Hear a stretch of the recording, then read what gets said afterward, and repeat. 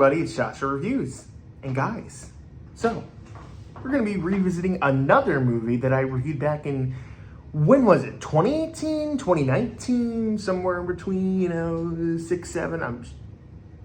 Had to make that stupid joke because I'm sorry.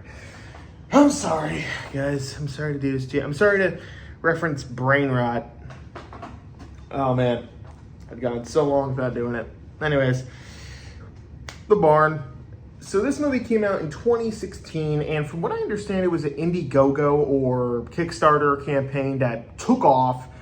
It was marketed as a throwback to 80s, 90s slashers, which I love. I love those types of slashers, but then here's the thing about 80s slashers. It's one of those things where it's like, at the time period, right? They were like, wow, this is cool, or whatever. Actually, I think back then they were not held in high regard. But it's one of those things where it's like, you like to look back and be like, man, what a time to be alive. 80s slashers, 90s slashers. But then you really stop and think about it, and you go back and you revisit them, and you're like, they weren't that great. That's kind of how I feel with this movie. Because the one thing I want to talk positive about this movie, but also kind of, give my general thoughts. This is a passion project, no doubt. You can tell that the people making this had a lot of fun. They really took their time to, if this was a Kickstarter or Indiegogo, you can definitely see all the money on screen. Like, they really went all out with the gore and the killers, because you got, I only remember the one candy corn scarecrow or pumpkin. I don't remember the specifics. I just know that you have this, like ghoul zombie miner. You got this jack-o'-lantern killer, and then you got the candy corn scarecrow of sorts. I don't remember the individual names. I just remember the distinct characteristics of them, because they're really cool. They do a lot with them, and I like the legend that they set up with the barn. I don't think it's that it's not fully explained what's going on or what they are. I mean, they kind of explore it a little bit, but it's not like, how did the barn get here? How long has it been here? That sort of thing. They just kind of, they give a little general explanation, but nothing, they don't really go in depth, which, I mean, I don't really need, but at the same time, it's like, this whole movie is about the barn, so, but that leads me to one of my criticisms with the movie. The movie mostly focuses on these two characters, Sam and Josh, and, being a Josh myself, I always love it when a movie has a character named Josh, because I'm like, hey, that's me.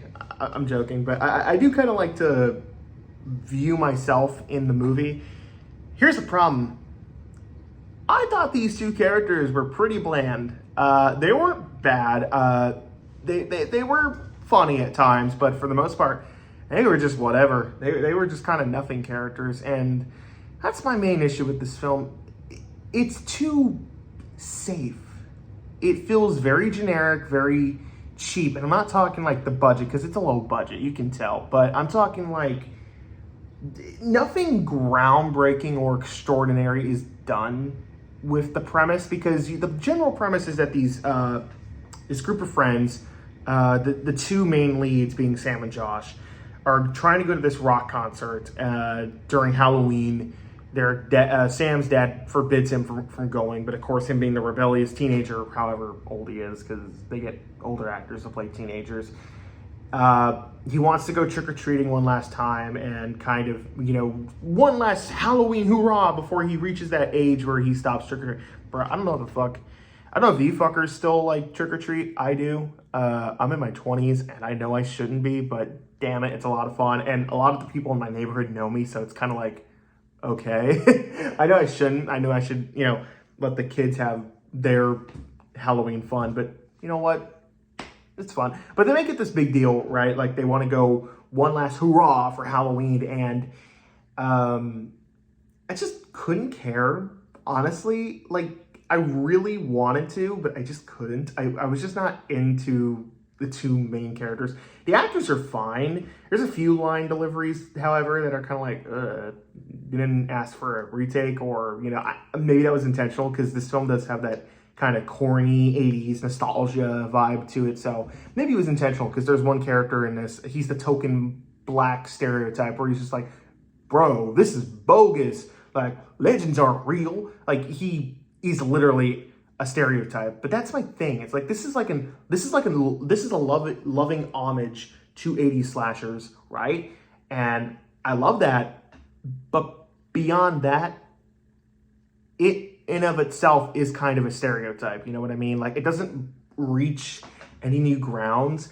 And normally I wouldn't care, but in this case, I feel like there is a lot more they could have done with the premise, but they just kind of stick to that formulaic, you know, cliche-ness of the 80s slashers, which is fine. There's nothing wrong with that because overall, this is a competently well-made movie. I just think that in order for me to get invested in the characters, I really wanted it to be something different, something unique, and honestly, it wasn't that, which I'm really let down by. There is a lot of cool scenes in this movie, don't get me wrong. There's a lot of cool kills. There's a lot of creativity with the setting. I mean, the lighting in this movie is Halloween. Like, this movie is dripping with Halloween spirit, ooziness. Ooziness? What? But this movie is a Halloween film, no doubt. And you can tell that they were having a lot of fun making this. And that's all that really matters. They made a movie. I could only dream to make a movie like this, but at the end of the day, it's like, okay, here I am watching it, here I am reviewing it, so, you know, I'm kind of on the different end of the spectrum, but I mean, it's fine. It's a fine movie. I mean, I didn't hate it, but by the end, I was just kind of like, okay, you know. The one thing I will say is that actually, the soundtrack is fucking incredible. The theme is really good. And there are moments where the kills are happening that I was just like, ooh, I'm loving that. I might have to download the soundtrack if it's on Apple Music or Spotify or wherever. Maybe it's on SoundCloud. Cool thing about SoundCloud is you can literally just rip music straight from the internet and then just put it on your own personal private SoundCloud, which is kind of cool. Yeah, it's SoundCloud. Okay, I thought it was a different name for some reason. But anyways, I'm not talking about SoundCloud. But yeah. It's a fine movie. There's nothing, it's nothing too noteworthy, but if you're just in the mood for like an 80s throwback film, you could do worse. This is at least confidently made film, and the people having it, or the people made it, definitely you can tell we're having fun. So maybe you'll have fun watching it too. I heard the sequel is a lot better, so maybe next year I'll check it out. And I heard a third one's being made, so I gotta check out the Barn trilogy. But until I watch the sequel, I'm gonna give it a C. Feels appropriate. I would give it a C+, but again, I feel like because the main characters are kind of just one note, I didn't really like. I can't give it any higher. Man, a lot of movies I've been reviewing this year's Halloween month been a lot of C grades. What am I doing? I need to find some bangers. I think I know which one I'm going to review next. See you guys next time. Baja Blast.